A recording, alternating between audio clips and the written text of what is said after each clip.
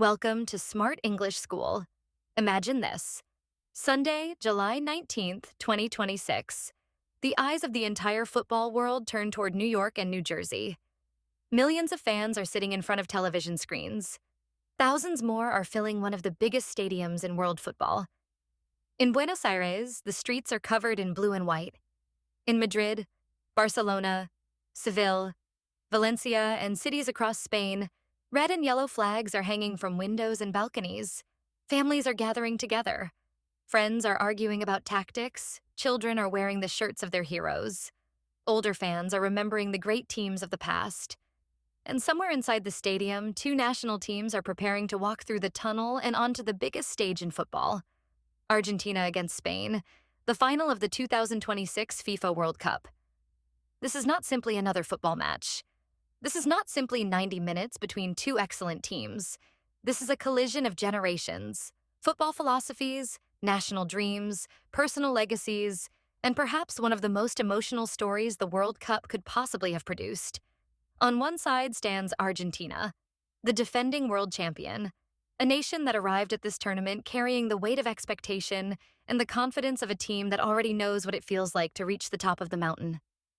On the other side stands Spain, the European champion, a team representing a new era of technically brilliant, fearless football, and a generation that seems determined to write its own history.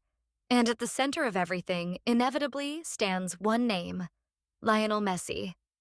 Even after all these years, even after all the records, all the trophies, all the magical nights, and all the impossible moments, Messi has once again reached the final chapter of the biggest story in international football. At 39 years old, he finds himself on the edge of something almost unimaginable: the possibility of leading Argentina to another World Cup title. For most footballers, winning one World Cup is the achievement of a lifetime. It is the dream that begins when a child first kicks a ball in the street and imagines hearing the national anthem before a final. Messi has already experienced that dream.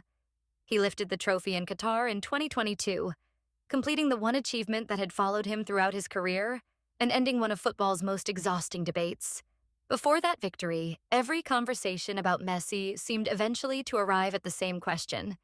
Yes, he is brilliant, but can he win the World Cup?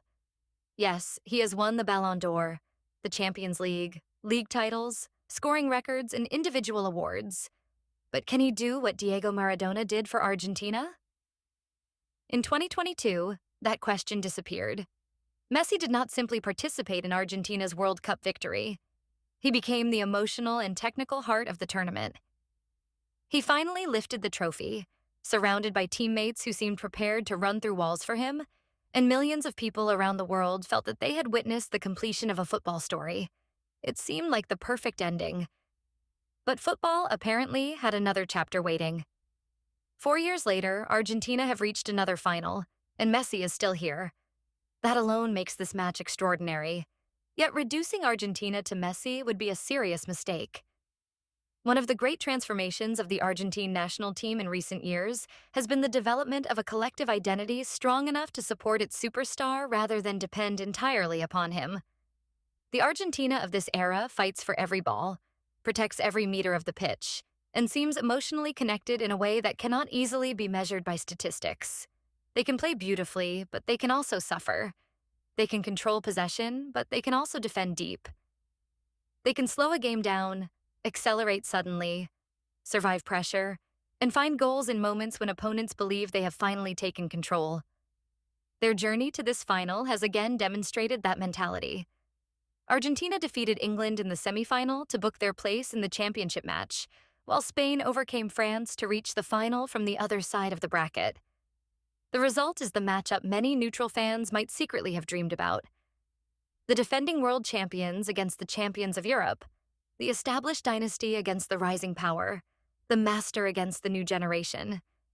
And perhaps no individual comparison captures that generational story more dramatically than Lionel Messi and Spain's young superstar Lamine Yamal. It would be far too simplistic to call this match Messi versus Yamal, because football is played by 11 players and finals are usually decided by collective details. But symbolism matters in sport, and the symbolism here is almost too perfect. The world is watching. Argentina, Spain, Lionel Messi, Lamine Yamal, the old king, the new generation, the defending champions, the European champions, 90 minutes between two nations and immortality. One final match, one final dream. So who will win? That is the question everyone wants answered. And it is also the question no honest analyst can answer with certainty. A World Cup final between Argentina and Spain contains too much quality and too many variables for absolute predictions.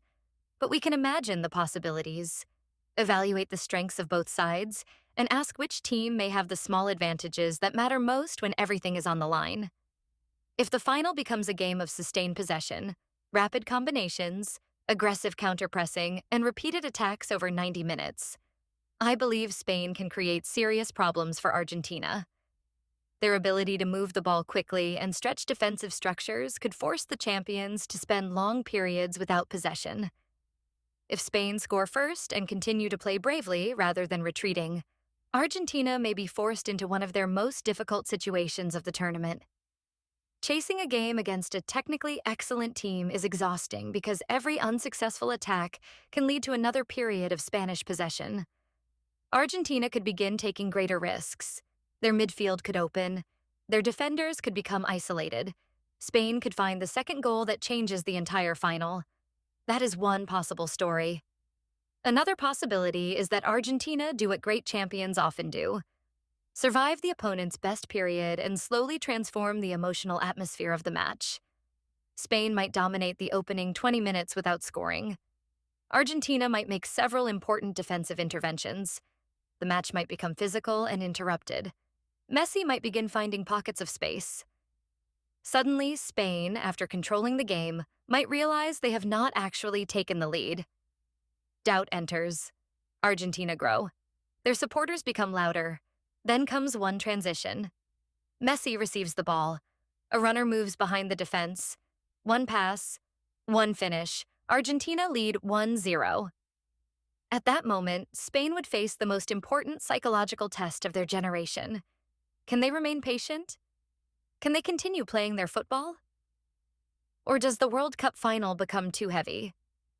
This is why I give Argentina a slight advantage in one particular area. They understand the emotional darkness of these matches. They know how ugly football can become when a trophy is close. They know how to survive moments when the plan is not working. They know that a champion does not need to look like a champion every minute. Sometimes a champion is the team that refuses to disappear. Spain may be the more dynamic team. Argentina may be the more emotionally experienced team.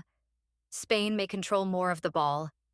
Argentina may control more of the decisive moments. And then there is Messi.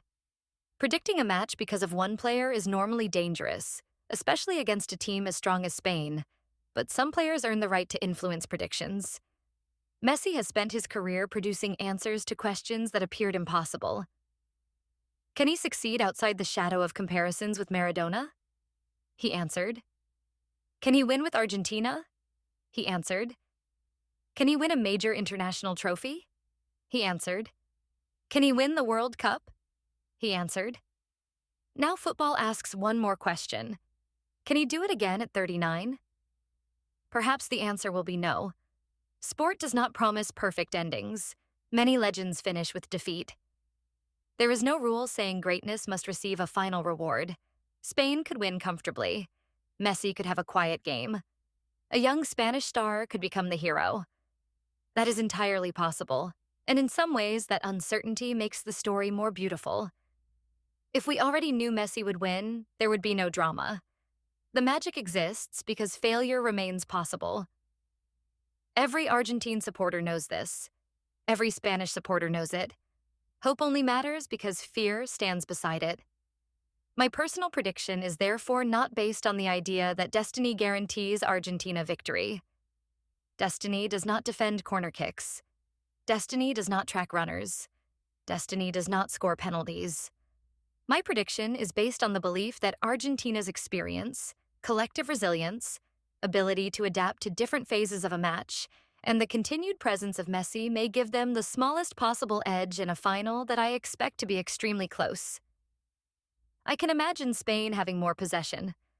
I can imagine Spain creating periods in which Argentina struggled to escape their own half.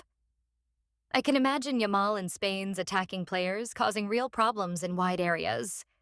I can imagine Spanish supporters feeling for long stretches that their team is closer to scoring, but I can also imagine Argentina refusing to break.